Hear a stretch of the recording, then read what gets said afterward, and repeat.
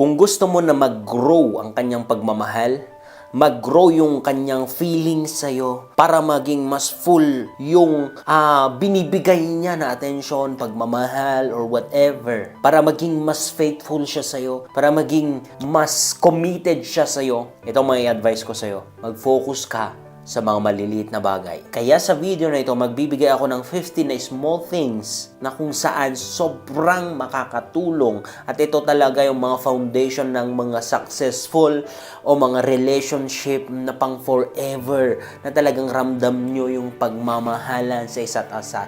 Yung masayang relationship.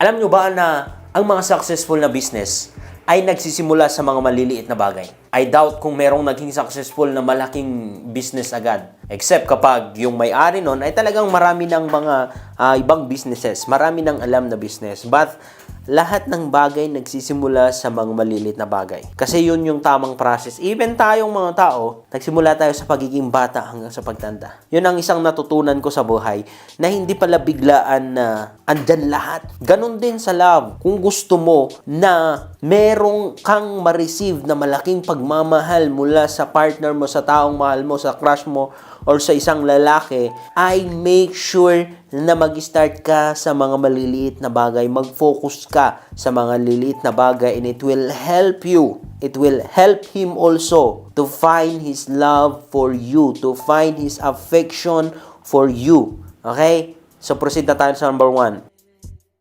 Attitude free. Alam nyo ito, kapag ang isang lalaki talaga, ang isang kinaiinisan namin, ay yung attitude na babae. Yung ang hirap maintindihan yung kanyang ugali. Sa totoo lang. Hindi ko sinasabi na makipag-break na siya sa'yo or aayaw na siya sa'yo. Pero hanggat maaari, kaibigan, kung alam mong ma-attitude ka, please, i-correct mo. Alam ko, andun na yung idea na sasabihin nyo, kung talagang mahal niya ako, di tatanggapin niya ako, maging sino man ako. Talaga? Okay. Kung yun ang gusto mo, well and good. Kung nakaka-receive ka ng pagmamahal, ng sapat na pagmamahal kung saan kontento ka, then continue mo. Pero, kung hindi, baka yung attitude mo. Ayaw kasi ng lalaki ng mga attitude. Nakakasira po ng mood, nakakasira ng vibes, nakakasira ng atmosphere. Yung babae yung attitude. Okay? Proceed na tayo sa number 2. Ang kabaitan mo. Andun na yung maganda ka, andun na yung sexy ka, but at the end of the day, ang hihanapin ng lalaki ay yung mabait na partner. Ang hanapin ng lalaki ay yung babaeng nakakaintindi. Ang babaeng may puso. Kasi hindi naman katawan palagi, or hindi naman yung katawan ang center ng relationship, kundi yung puso. Alam mo, kahit na sexy o maganda ka, andun na lahat, may pera ka, kung nalaman niya na hindi ka mabait, I'm telling you, isang factor ito para ma-fall out of love siya sa'yo. Promise. Proceed na tayo sa number 3. How open you are. Alam mo, ito yung maliit man to sa tingin nyo, hindi napapansin ng lahat, ng karamihan. Pero, ang isang hinahanap naming mga lalaki ay yung babaeng open. Open-minded. Open sa mga suggestion. Open na makorek. Open na makinig.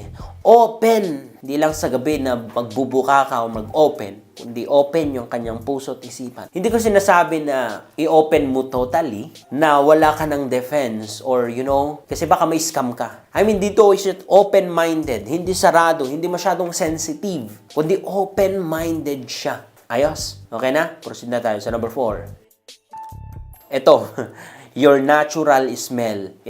Magandang magpabango. Maganda kung ano man yung gusto mong pabango. But at the end of the day, hindi na naman always na meron kang pabango. Ang hinahanap namin, yung natural na amoy mo. Yung amoy ng kakalipas maligo. Ang pinopoint out ko dito, make sure na meron kang hygiene. Napaka sarap po, or ito po yung amoy na hindi makakalimutan yung natural mong amoy. Kasi magkakaiba po talaga ang amoy. Kaya nga, napakahalaga na meron kang hygiene. Okay? Kasi na tayo sa number 5. Kung paano ka makisama sa kanyang pamilya at kanyang mga kaibigan. Kasi ito yung isang hinahanap namin, tinitignan namin sa babae kung marunong ka bang makisama. Kasi kung hindi, naku, ang hirap. Parang ang hirap kang ipakilala, ang hirap kang isama, sa mga outing, lalo na kung meron siyang mga kaibigan, meron silang mga activities, tapos hindi mo alam makibagay, medyo hindi pong maganda yon. Okay? Hindi ko sinasabi na makibagay kayo in a way na kapag nagda-drugs sila, makipag-drugs ka din, na kapag nagiinom sila, ay talagang magiinom at maglalasing ka din. You know, I mean, hindi ganun. Kundi alam mo lang makisocialize, alam mo na ilugar din yung sarili mo. Alam mo na merong limit, meron ka ding limit. Yun yung mga pinopoint out ko. Kasi meron ka din namang wisdom eh. Hindi kita ina-advise na maging lasinggera. Hindi kita ina-advise na mag-drugs para lang maibagay sa kanila. Meron kang sariling buhay. Meron kang sariling gusto sa buhay. Okay? Proceed na tayo sa number 6. Yung tipong gusto mong malaman palagi kung kumusta siya. Hindi ko sinasabi na palagi mo siyang tinetext ng how are you, from time to time, kumusta, anong ginagawa mo, hindi po. Pero yung idea na concern ka sa araw namin, yung idea na concern ka sa emotion namin, yung idea na concern ka kung stress kami hindi, yun yung hinahanap-hanap namin sa isang babae. You want to know kung okay lang ako, you want to know kung kumain ako, kasi in that way, mararamdaman namin yung concern nyo. Maliit ito na bagay, but napakalaking impact sa amin para mas maramdaman namin yung respeto at pagmamahal nyo. In that way, mas lalo din namin ipaparamdam yung pagmamahal. Okay? Number 7. Ang babaeng nakakaintindi sa amin sa mga bad days namin at ang babaeng nagbibigay ng space kapag kailangan namin.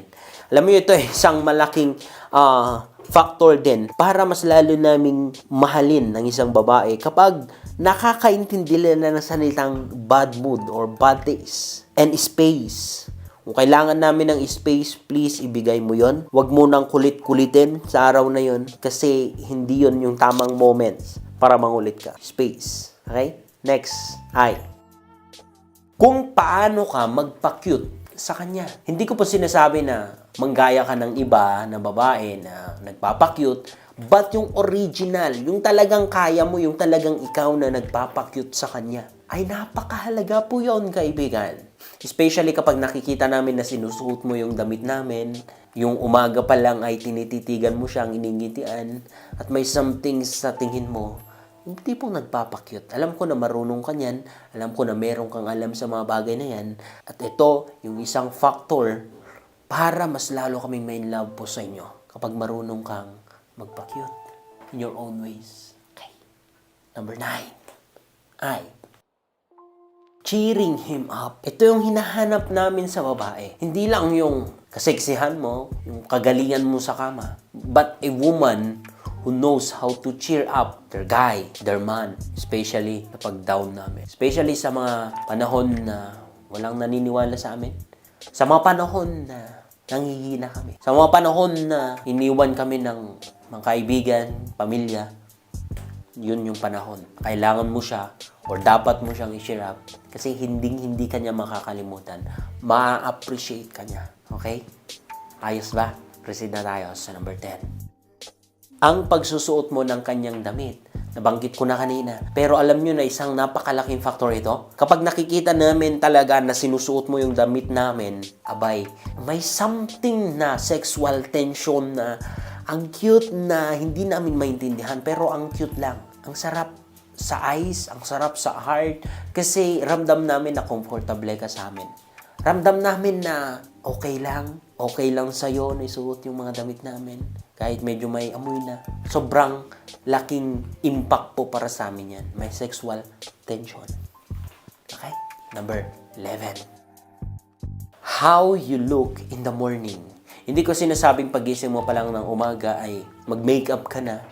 But alam nyo ba, na sa aming mga lalaki ay ang cute ng babaeng kagigising lang. Sa tingin nyo siguro ang haggard, ang pangit, kasi hindi pa kayo nakahilamos. But I'm telling you, yung original na look mo, yung paggising pa lang ng umaga, na gulong-gulo yung mga buhok, sobrang cute sa amin po yun. Promise. Okay? Sobrang cute. Kaya chance mo na mas magpa-cute pa sa kanya. Magmumug ka lang. Number 12. Ang babaeng hindi judgmental sa kanya man or sa ibang tao. Sa partner mo man, or sa kapamilya niya, or sa ibang tao. You know, ito ang nakaka-turn off na isa sa mga babae. Hindi ko sinasabi na lahat ng malalaki ay hindi judgmental, marami din. Pero kung nasa matinong kang lalaki, itong tinitignan. Ayaw na ayaw namin yung babaeng judgmental, mapanghusga. Nakaka-turn off. Okay, iwasan po yan. Next, proceed na tayo sa number 13. How you cook for him. Napakalaga po ng babae marunong magluto. Kasi ito po yung isa na way para mararamdaman namin na kami isang hari ninyo. Ang mapagservihan. At merong ang kasabihan ng sabi, a way to a man's heart is through his stomach. At tama po yon.